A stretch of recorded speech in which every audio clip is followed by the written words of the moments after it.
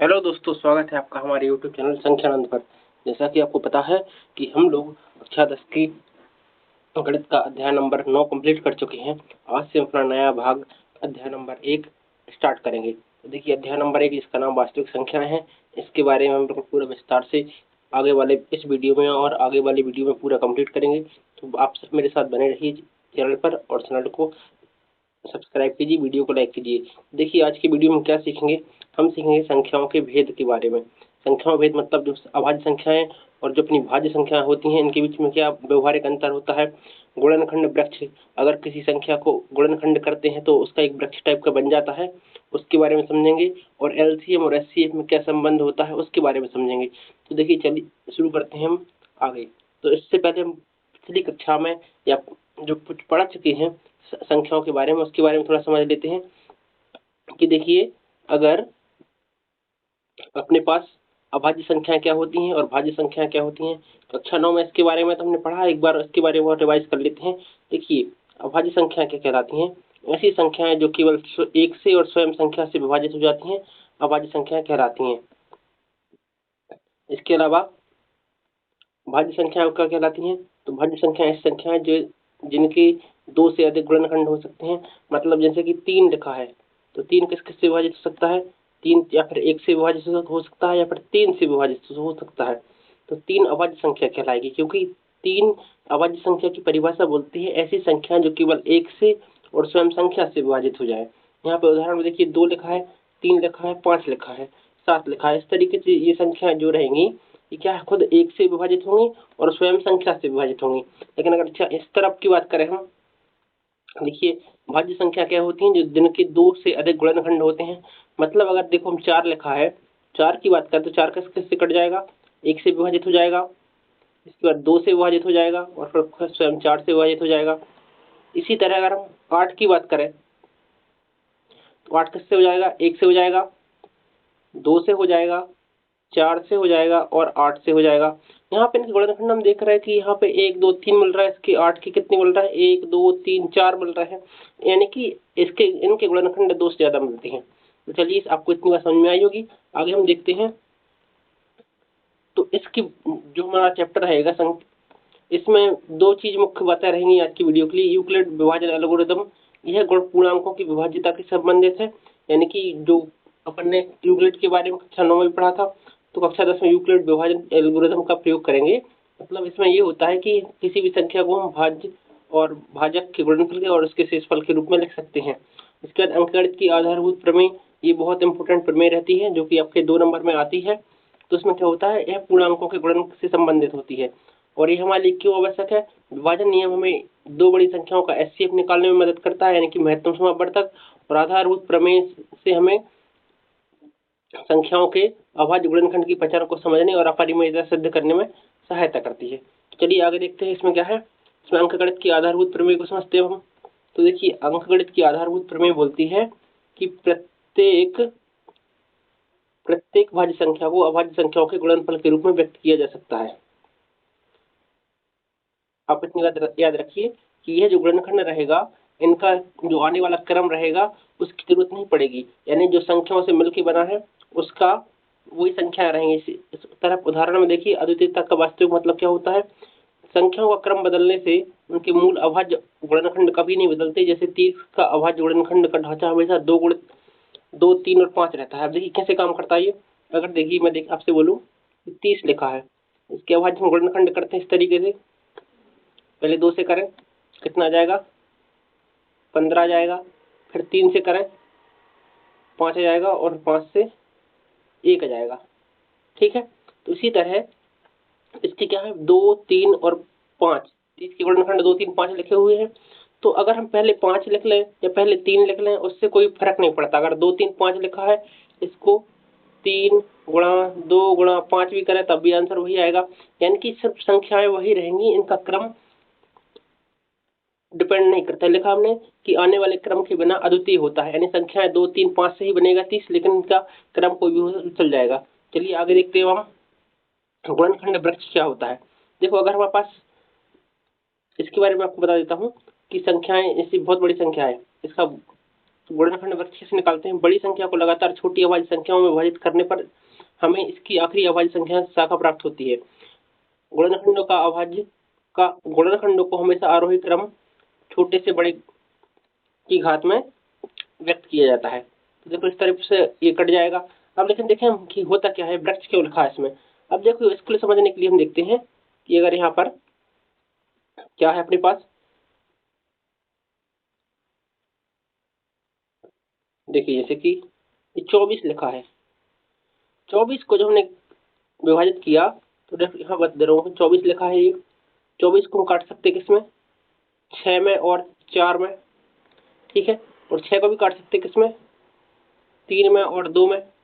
और 4 किससे कट सकता है, 2 में और 2 में। तो देखो 24 में क्या क्या आ गया है, लास्ट में चारों अभाज्य संख्या मिली, ये भी अभाज्य, ये भी अभाज्य और यहाँ पे ये अभाज्य संख्या है। तो 24 को हम डायरेक्ट लिख सकते थे कैसे, 24 बराबर क्या जाता, 3 गुणा 2 गुणा 2 गुणा 2, या फिर इसको इस तरीके से भी कर सकते थे कि बराबर 3 गुणा 2 की घात 3, ठीक है।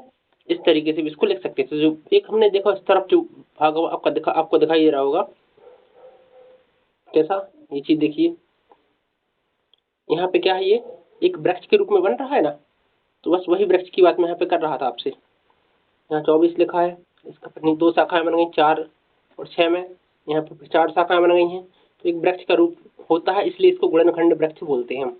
चलिए ठीक है, आगे देखते हैं हम इसमें क्या है। अब इतिहास के बारे में समझ लेते हैं। देखो इसमें समझने की वाली बात यह है कि अंकगणित की आधारभूत प्रमेय का पहला वैज्ञानिक और रूप से सही प्रमाण कार्ल फ्रेडरिक गॉस ने अपनी पुस्तक डिस्कूशंस अरिथमेटिक में दिया था। तो जो गॉस की आपसे पूछ सकता है कि गॉस की किताब का नाम क्या है, तो आपको याद रखना पड़ेगा कि जो गॉस थे उनकी कार्ल फ्रेडरिक गॉस बोलते हैं, इनकी किताब का नाम यह है डिस्कशंस अरिथमेटिक। अब देखो इन्होंने इतना काम किया इसलिए इनको गणितज्ञों का राजकुमार कहा जाता है। ये भी बहुत इंपॉर्टेंट बात है कि गणितज्ञों का राजकुमार किसे कहा जाता है, Prince of mathematics is called Karl Frederick Gauss. जो व्यक्ति अपने कार्ल फ्रेडरिक गॉस, ये इतने महान वैज्ञानिक थे कि इनका नाम न्यूटन आर्किमिडीज के साथ दुनिया के बड़े गणितज्ञों के रूप में याद किया जाता है, ठीक है। न्यूटन और आर्किमिडीज के साथ आपसे क्वेश्चन पूछे कि उस समय गणित के महान गणितज्ञ कौन कौन से, तो आप 3 गणितज्ञ कौन कौन से, तो आप बोलेंगे एक तो गॉस भाई हो गए हैं, कार्ल फ्रेडरिक गॉस, दूसरे हो गए अपने आर्किमिडीज और फिर न्यूटन, ठीक है। चलिए ठीक है, आगे बढ़ते हैं इसमें क्या है। और अब देखिए इतना हमने समझ लिया है। इसके बाद समझते हैं कि अगर कोई संख्या रहेगी क्या वो 0 पर समाप्त होगी। 0 पर समाप्त होना मतलब ये लिखा हमारी संख्या, जैसे कि संख्या लिखी अपनी, जैसे कि क्या है 3, 6 और 360 लिखा है। तो 360 जो संख्या लास्ट में 0 आ रहा है ना, ये संख्या 0 पर समाप्त हो रही है। तो इस संख्या का गुण क्या होता है, इसमें 10 का मल्टीप्लाई होता है, यानी लास्ट में 0 लगा है तो यानी कि 10 का गुणा तो रहा होगा। 10 का गुणा है तो इसमें 10 में क्या रहता है, एक 2 रहता है और अगर 5 रहता है, यानी कि अगर किसी संख्या के लास्ट में 0 आ रहा है तो उसके गुणनखंड करने पर हमको उसके गुणनखंड में कहीं ना कहीं 2 गुणा 5 जरूर मिलेगा, ठीक है। इतनी बात आपको समझ में आई। चलिए ठीक है, आगे देखता हूँ, मैं आपको बताता हूँ कि अगर कोई संख्या 4 की घात n लिखा है, ठीक है, 4 की घात n है, तो हम देखते हैं कि ये संख्या कभी 0 पर समाप्त हो सकती है। मतलब 4 की घात अगर हम 1 करें तो क्या ये 0 पर समाप्त हो सकती है, तो आप बोलोगे 4 एकम 4 रहेगा। अब 4 की घात अगर 2 करें हम तो क्या रहेगा, 4 गुणे 4, इसका मान कितना जाएगा, 16 आ जाएगा। ये भी 0 पर समाप्त नहीं होती है, यानी कि 4 की घात कोई भी लगा क्या ये संख्या 0 पर समाप्त हो सकती है। तो इसको समझने के लिए हम देखते हैं कि 4 के गुणनखंड क्या रहेंगे। 4 के गुणनखंड देखते हैं हम कि 4 के गुणनखंड में हमको मिलता है 2 गुणा 2। क्या इसमें कहीं हमको 5 मिल रहा है, तो आप बोलोगे सर नहीं मिल रहा है। यानी कि अगर 5 नहीं मिल रहा है हमको लास्ट में, तो हम बोल सकते हैं कि 4 की घात कितनी ही लगा लें तो हमको कभी भी ये मान 0 के बराबर आखिरी में मान 0 नहीं मिलेगा। क्योंकि देखो इसमें लिखा भी कैसा है, यदि कोई संख्या 0 पर समाप्त होती है और 10 से विभाजित होगी, इसका अर्थ है कि उसके गुणनखंड में 2 और 5 होना आवश्यक है। 0 बनाने के लिए 2 और 5 का जोड़ा अनिवार्य है। अब इसकी जांच कैसे करते हैं, देखो हमने 4 को मैंने बताया कि 4 की घात n बराबर क्या हो जाएगा 2 की घात 2n। हम देख सकते हैं कि 4 के गुणनखंड में केवल 2 आ रहा है, 5 नहीं है, इसलिए 4 का मान कभी भी शून्य पर समाप्त नहीं हो सकता। चलिए ठीक है, आगे देखते हैं इसके बारे में हम क्या है। छोटा सा कॉन्सेप्ट और है, इसके बाद हम प्रश्नावली 1.1 के सारे सवाल करने के लिए तैयार हो जाएंगे। देखिए पहला क्या है, इसमें HCF क्या होता है आपने पढ़ा है, और LCM क्या होता है इसके बारे में पढ़ा है। तो देखिए अगर दो संख्याओं का LCM निकले, पहले समझ लेते हैं HCF क्या होता है, दोबारा से रिवाइज के लिए आपके लिए अच्छा रहेगा। देखो क्या है, दो संख्याओं में प्रत्येक अवशिष्ट अभाज्य गुणनखंड की सबसे छोटी घात का गुणनखंड, उदाहरण जैसे कि 6 और 20 लिखा है, तो 6 के गुणनखंड करें तो क्या मिलेगा, 6 बराबर 2 की घात 1 और 3 की घात 1, और 20 की बात करें तो क्या मिलेगा हमको, 2 की घात 2 गुणित 5। तो देखो इसमें हमको कॉमन क्या मिल रहा है, 6 में भी मिल रहा था हमको 2, 6 में क्या मिल रहा था हमको 2 मिल रहा था, और 2 की घात 1 6 में मिल रहा था हमको, ठीक है। और इसके बाद 20 में क्या मिल रहा है हमको, 20 में मिल रहा था हमको 2 की घात 2, ठीक है। ये दोनों में 2 तो कॉमन था, तो हम देखते हैं HCF में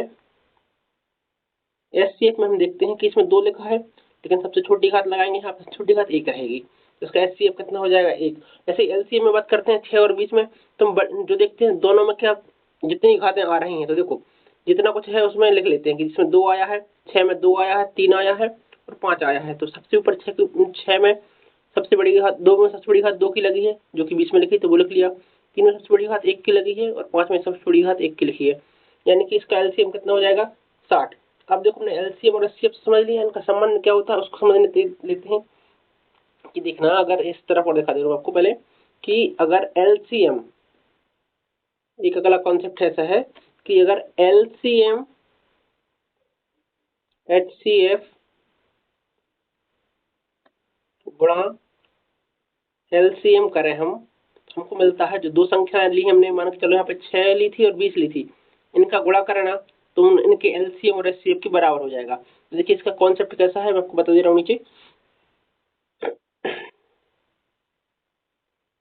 देखिए यहाँ पे दो संख्याओं के लिए संबंध, अब देखो अगर दो संख्याएं A और B हैं, उनका LCM और 2 और B का HCF का गुणा करें तो A और B के बराबर हो जाएगा। अब देखो 6 और 20 का गुणा करने पर 120 मिलता है, वहीं इसका LCM 2 और 60 का गुणा करें तो हमको तब भी 120 मिल जाता है, यानी कि दो संख्याओं का गुणनफल और उनके LCM और HCF का गुणनफल बराबर रहता है। तो चलिए आज की वीडियो में इतना ही समझते हैं, आगे की वीडियो में पूरा चैप्टर की प्रश्नावली 1.1 को प्रारंभ करेंगे। तब तक के लिए नमस्कार। आपको पूरे वीडियो को समझना है हमारे साथ, तो हमारे चैनल को सब्सक्राइब कीजिए और आने वाली वीडियो के लिए बेल आइकन को दबाइए। चलिए मिलते हैं अगले वीडियो में, तब तक के लिए